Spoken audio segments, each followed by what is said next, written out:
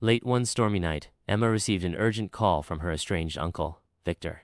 He needed her to retrieve an old journal from Blackwood Manor, a decaying estate nestled deep in the woods. Victor's voice trembled as he warned her.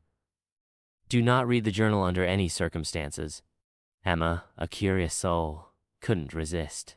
She arrived at the manor, where the air was heavy with an eerie stillness.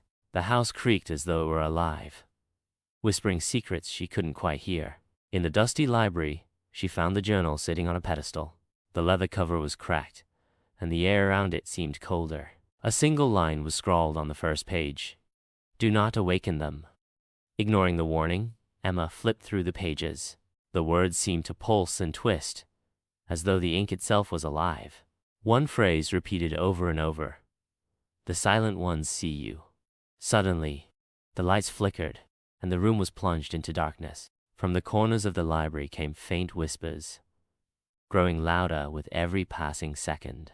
Emma froze, her breath shallow. Shadows began to shift unnaturally, taking humanoid forms with glowing, hollow eyes. One stepped closer, its bony hand reaching out.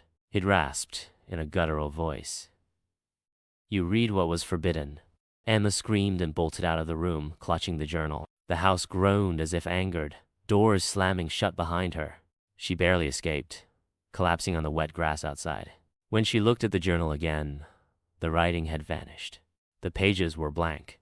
The whispers continued, though, always just out of earshot, a constant reminder of what she had awakened.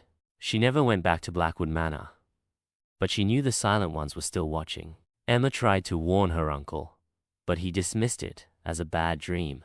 Yet, she could not shake the feeling that she was no longer alone. The shadows seemed deeper, the silence heavier, and the whispers followed her everywhere.